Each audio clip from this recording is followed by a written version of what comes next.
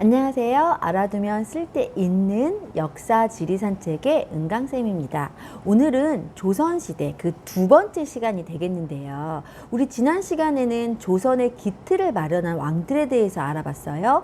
태조, 태종, 세종, 세조, 그리고 마지막으로 성종까지 알아봤는데요. 이번 시간에는 선조와 광해군, 그리고 인조를 중심으로 양란, 임진왜란과 병자호란을 겪은 조선시대의 모습에 대해서 살펴보도록 할게요. 아까 선생님이 얘기했던 것처럼 지난 시간엔 성종까지 했죠. 자, 그 이후에 우리가 너무 잘 알고 있는 연산군, 그리고 중종, 인종, 명종, 그 이후에 바로 선조예요. 연산군에 대한 영화도 굉장히 많은데요. 우리가 처음에 선생님이 얘기했던 것처럼 그 두 번째 시간은 외란과 호란을 겪은 왕에 대해서 할 거기 때문에 연산군은 저희가 건너뛰었어요. 건너뛰고 나중에 기회가 되면 성종과 연산군에 대한 영화 굉장히 많이 나와 있거든요. 그거 가지고 하도록 해볼게요. 자, 선조 시기에 발생된 전쟁이 바로 임진왜란인데요. 자, 임진왜란은 왜 발생이 된 걸까요? 당연히 일본에서 쳐들어왔으니까, 그렇죠? 많은 사람들이 임진왜란에 대해서는 일본이 쳐들어와서 싸운 전쟁이라는 건 알지만 막상 그 배경에 대해서는 잘 모르는 사람들이 많아요. 우리가 임진왜란에 대해서 살펴보려면 당시에 일본의 시대상에 대해서도 알아야 돼요. 자, 사진을 볼까요? 자, 누굴까요? 딱 봐도 우리나라 사람은 아닌 것 같죠? 바로 도요토미 히데요시라고 하는 일본의 인물이에요. 임진왜란이 발생되기 직전에 일본에서는 도요토미 히데요시라는 인물이 100년에 걸친 혼란, 그러니까 전국시대의 혼란을 수습하고 일본을 통일해요. 그 당시까지만 해도 일본은 여러 개로 분리가 된 나라로 이루어졌었어요. 그걸 전국시대라고 얘기를 하는데요.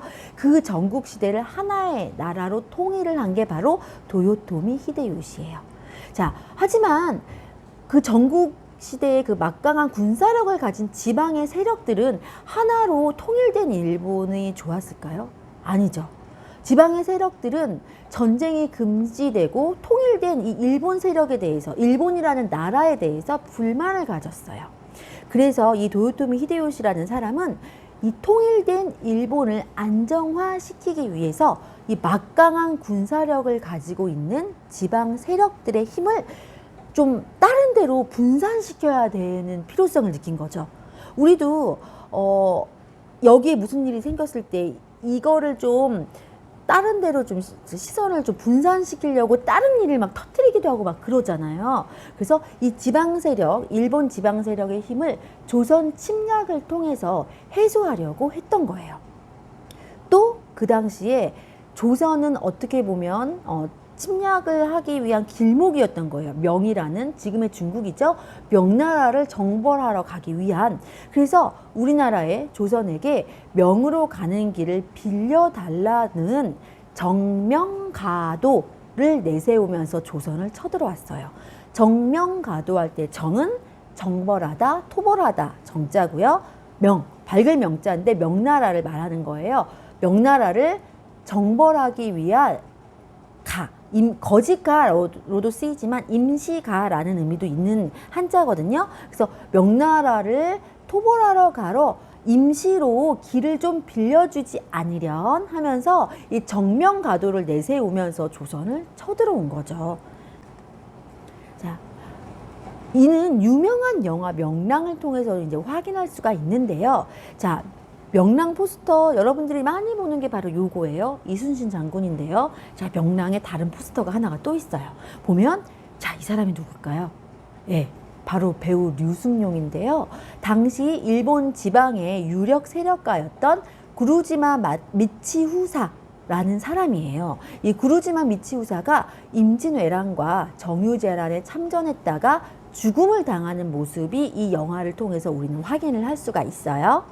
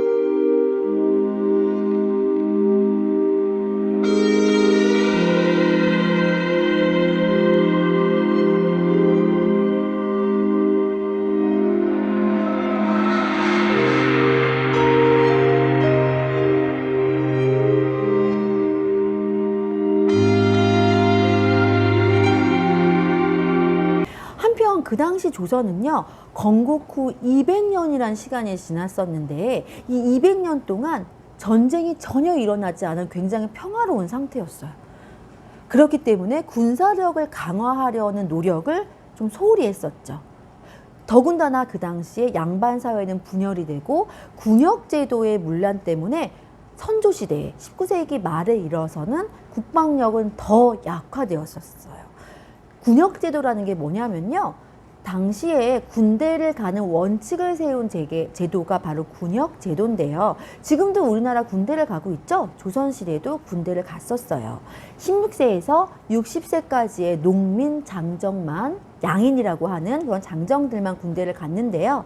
지금처럼 뭐 군대라기보다는 어떻게 보면 국가에 봉사를 하는 거였어요. 나라에 큰일이 있거나 아니면 뭐 큰 공사를 한다거나 할 때 모두 나가서 힘을 쓰는 거죠. 근데 이 군역 제도는요, 지금은 이제 군대 20대 초반에 갔다 오면은 이제 괜찮잖아요. 물론 그 이후에 뭐 예비군도 가고 민방위도 가기는 하지만 군대 뭐 지금 1년 6개월인가 아마 그럴 거예요. 그 1년 6개월의 기간을 갔다 오면 군대 그 의무를, 국방의 의무를 한 걸로 되어 있는데, 그 당시에는 한 번 갔다고 끝이 아니라 16세에서 60세 사이에 나라에 일이 있다 하면 무조건 가야 돼. 나라에서 뭐를 짓는다, 그럼 무조건 가서 지어야 되고, 나라에서 전쟁이 일어났다, 그럼 무조건 나가야 되고, 그런 걸 우리가 군역 제도라고 하는데요. 이 군역 제도가 굉장히 문란해지는 시대였대요. 양반 사회도 분열이 되고, 군역 제도도 문란하고, 나라가 말이 아니었겠죠. 그래서 그 당시에 일본의 침략을 받은 조선은 군사력 측면에서 매우 열세했어요. 그래서 단 20일 만에 한양, 지금의 서울 그 수도를 빼앗기게 되죠. 그래서 선조는 급히 의주로 피난을 가요. 지금 북한 땅인 의주로 피난을 가게 되고요. 아들인 광해군을 세자로 책봉을 해서 후위를 대비하고 명예 지원을 요청을 하죠. 이에 명나라는 군대를 파견을 했고요. 조선과 명의 연합군이 일본에 다시 반격을 하기 시작을 해요. 그리고 바다에서, 해전에서는 이순신 장군이 이끄는 수군이 일본을 무찌르고 이제 해상력을 장악을 하게 되죠. 또한 전국 각지에서 유생, 승려, 농민들이 의병을 조직을 해가지고 일본군이랑 맞서 싸워요. 우리나라 사람들은 정말 나라에 큰일이 있다 하면 모두 결집이 되잖아요. 그렇죠? 그래서 특히 이 임진왜란 때는 의병과 농민들의 항전이 정말 임진왜란에서 승리한 큰 원동력이 되었다고 합니다. 그리고 이것들은 영화 대립군에도 굉장히 잘 나와 있는데요.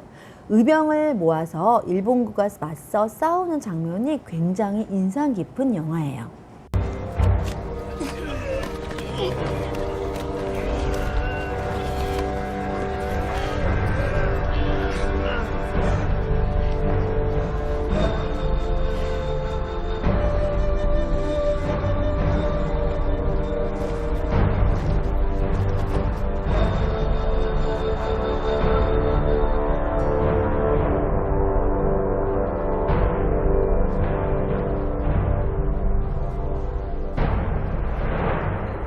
王の旗でござる。